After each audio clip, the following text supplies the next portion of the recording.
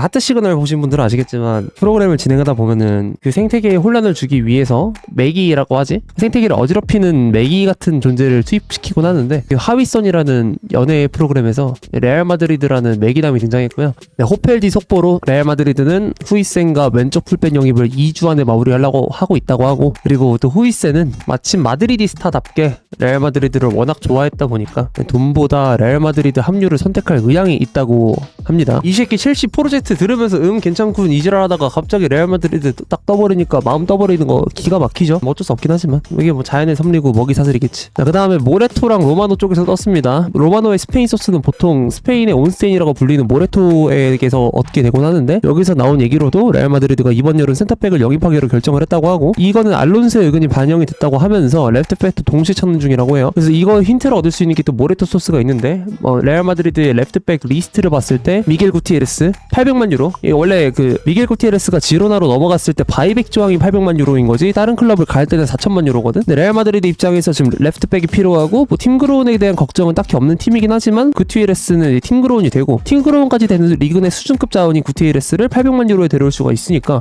게다가 선수 본인도 마드리드 스타겠죠. 당연히 레알 마드리드 라파브리카 출신이니까 복귀하고 싶어서 환장하고 있다고 하고, 그리고 두 번째로는 알론소가 워낙 그리말도랑 너무 함께 잘 해왔기 때문에, 그래서 알론소가 뭐 엄청 원한다면은 비싸지 않은 선에서 그리말도 또한 충분히 거론이 될 수 있다고 하고요. 세 번째로는 카레라스랑 하토, 이거는 레알 마드리드가 이제 이 선수들을 너무 좋아하는데 장기적인 관점에서 너무 좋은 옵션이다 보니까, 근데 너무 비싸다는 게 지금 결함이 되고 있다고 해요. 실제로 레알 마드리드가 뭐 수비 쪽에는 엄청난 가성비 혹은 뉴스 출신 말고는 딱히 안 쓰려고 하고 있는 정책을 펼치고 있다 보니까 이 두 명이 너무 좋은 건 알겠으나 이제 큰 돈을 쓰는 것에 관해서는 굉장히 좀 우려점을 표하는 편이다 보니까 이렇게 지금 텍스트로 나와 있는 것 같고, 그리고 수비 뎁스 정리에 관해서는 루카스 바스케스가 지금 대표적으로 정리 대상으로 올라왔고요. 레알은 이번 시즌을 끝으로 결별할 것으로 이제 예상이 된다고 합니다. FA로 떠나는 형태로 갈 거고, FIFA 클럽 월드컵에서는 이제 뛰기를 원하기 때문에 토마스 물러처럼 1개월 계약 연장 이거는 또 할 수도 있겠지. 왜냐면 이게 FA 기준이 6월 30일이다 보니까 클럽 월드컵 결승전에 갈 수 있는 유력 후보인 레알 마드리드 입장에서는 이제 13일 동안 이 선수를 또 써야 되기 때문에, 그래서 이제 한 달 연장을 할 가능성도 충분히 있을 것 같고요. 자, 이렇게 봤을 때는 아니 씨발 안 사신다며요 영감님. 아니 그러니까 첼시가 정말 레알 마드리드를 빼고 보면은 선수에게는 1순위가 될 수 있는 옵션이었어. 왜냐면 내가 전에 말했던 것처럼 아스날이랑 리버풀은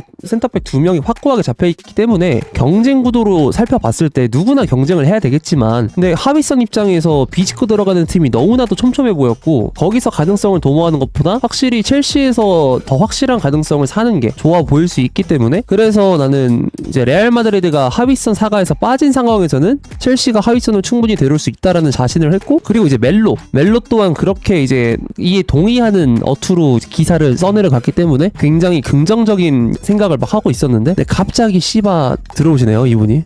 무서워라 그냥. 레알 마드리드가 들어오면은 순순히 뺏겨야 된다는 거는 첼시 팬들은 누구보다 잘 알 수 있다고 생각합니다. 왜냐면은 우리가 지금 총 4번이나 다 그랬죠. 티보 크루투아, 그 다음에 에당 아자르, 안토니오 루디거, 케파 아리자발라가 이 4명이 다 그랬지. 이 중에서 뭐 그나마 루디거는, 그리고 아자르는 언젠가는 이 팀을 떠날 수 있다라는 생각이 들기도 했고, 그리고 루디거 같은 경우는 떠나지 않다 하더라도 FA로 풀리기 때문에 너무나도 당연한 현상이었고 타이밍 자체가 너무 예뻤단 말이지. 어쨌든 근데 아자르랑 루디거는 그렇게 좀 정상 참작이 가능한데, 근데 케파랑 쿠르투아 같은 경우에는 조금 흔들어 버리니까 바로 막 튀어나가려고 연병을 떨었잖아요. 그때 당했던 걸 생각하면은 학습된 공포라는 게 있기 때문에 하위선 딜에 관해서 이렇게 첼시가 입지가 불안해지는 꼬라지는 충분히 뭐 이해는 갑니다만, 이 미친 금태양 갑자기 NTR 해버리니까, 물론 하위선이랑 연애를 한 적은 없습니다. 뭐 해봤자 썸 아니면 알아가는 단계 아니면 뭐 소개팅 자리 이 정도가 끝이었는데, 그렇다 하더라도 왠지 뺏긴 것 같다는 기분이 들어가지고 기분이 더럽긴 하네요. 네. 일단 하위선 같은 경우에는 제가 최근에 뭐 스카우트 리포트 영상을 따로 준비하려고 경기를 가볍게 보고 있어요. 뭐 되게 시간을 많이 쓰진 않았고, 근데 너무 잘해가지고 진짜 너무 잘해서 뭐 자세한 내용은 나중에 말하겠지만, 그래서 그 처음에 하위선을 다룰 때보다 더 많은 걸 알아버렸으니까 더 데려오고 싶다라는 생각이 들었는데, 근데 그 와중에 이런 링크가 떠버리니까 굉장히 좀 아쉽네요. 예.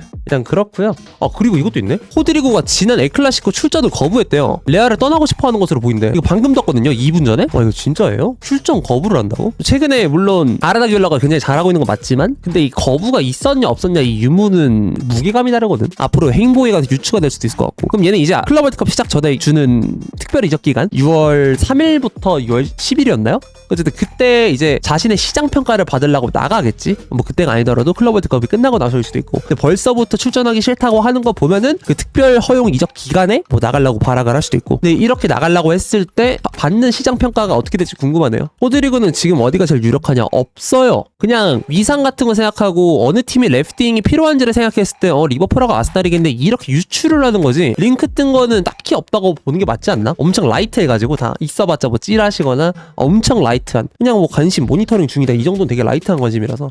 그리고 키커랑 로마토랑 플래티가 동시에 다 뛰었다고 하는데 키커는 독일에서 제일 잘 나가는 언론이라고 봐도 되고 플래티는 독일에서 제일 잘 나가는 기자라고 봐도 되고 로마노는 유럽에서 좌타공인 1티어고. 근데 이 세 명이 동시에 리버풀 프림퐁 영입 진전이라고 합니다. 리버풀이 마침 이번에 알렉산더 아놀드를 내보내게 됨으로써 확실히 라이트백을 필요로 하고 있는데 여기서 프림퐁을 데려오게 된다면은 굉장히 큰 도움이 되겠죠. 근데 프림퐁 같은 경우에는 이제 뭐 외관상 뭐 외모가 좀 막 짖 같다라고 말씀하시는 분들이 있는데 귀여워요 되게. 그 레버쿠젠 릴스나 아니면 유튜브 컨텐츠 같은 거 보면은 프림퐁이 진짜 외향적이고 애가 사교성이 되게 좋아가지고 그리고 또 언어 문제도 아마 없지 않을까 싶은데 뭐 스카우저 억양이 워낙 어렵긴 하지만 리버풀 사투리 근데 뭐 애초에 맨시티 유스 출신이기도 했고 셀틱에서도 뛰어봤던 선수라 가지고 영어는 확실히 할 줄 알기 때문에 뭐 언어 소통에는 문제가 없을 거고 뭐 기량면에서는 체력 진짜 좋고 그리고 뭔가 생긴 거는 빠른 쓰레기 같지만 그리고 몸이 되게 약할 것 같지만 코어 엄청 단단하고요 엄청 성실하게 많이 뛰는 선수이기도 하고 그리고 네덜란드 선수잖아요. 학포랑 흐라벤베르랑 반데이크가 있는 상황에서 적응도 너무 잘할 거고 그리고 되게 분위기 메이커 같은 성질이 되게 좋은데 근데 거기서 약간 그런 거 있잖아. 분위기 메이커인데 팀을 너무 와해시키는 그런 느낌을 주진 않아요. 뭐 파티 광이거나 이러진 않아. 경기장 안에서는 본인이 성실하게 임해야 될 임무나 이타적으로 해야 되는 플레이에 관해서는 굉장히 적극적이고 그에 관해서 전혀 이제 반감을 표하지 않는 사람인데 근데 이에 더해서 밖에서도 문제를 안 일으키는 선수라고 볼 수 있을 것 같아요. 네, 그리고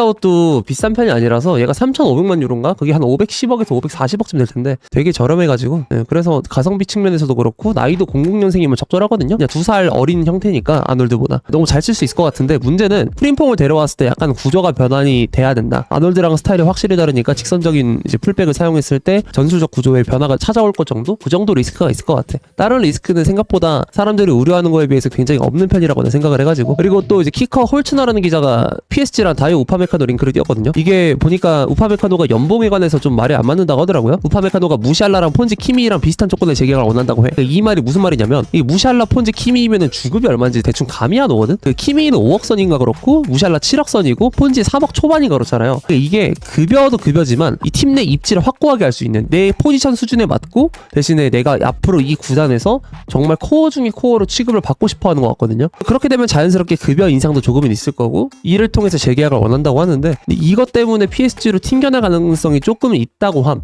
대신에 아직까지는 오퍼나 구체적인 움직임 없는 상태고 근데 이번 여름에 애초에 바이에른 뮌헨이 김민재가 나가면 나갔지 다이어가 이미 나간 상황에서 우파메카노가 이적설에 뜰 거라고는 생각은 안 했는데 이건 좀 의외의 링크고 PSG의 니즈만 생각을 해본다면 판매하는 측에서 굳이 판매할 이유가 없다면 구매하는 측에서 구매할 이유가 있는지 찾아봐야 되는데 근데 PSG 보면은 전체적으로 프랑스어가 구사가 가능한 인원들을 최대한 구성을 해놓으려고 하고 그리고 오른쪽 센터백이 필요하기 때문에 국대에서 뭐라 해야지 출전 시간을 꽤나 잘 확보해왔던 우파메카노 같은 경우에는 충분히 PSG 입장에서는 데려올 메리트가 엄청 세긴 하겠죠. 근데 이거를 데려오려면은 우파메카노를 팔고 타로 넘어가야겠지. 디에슬레틱에서 바이언, 요나단타, FA 영입 마무리 협상 중이라고 하는데 이게 들어올 시에는 굴러온돌이 바킨돌을 뺀다고 하듯이 이 바킨돌의 우파메카노가 빠져나갈 가능성도 있긴 하겠죠. 그나마. 근데 플라텐버그는 마침 비르츠랑 요나단타를 동시에 노리고 있는 게 바이언이 노리는 메인 타깃이라고 하는데 바이언이 이번 시즌 FA로 풀려나갈 수 있는 매물 3명 이번 시즌 FA로 끝나진 않지만 계약 1년이 남을 수 있었던 무시알라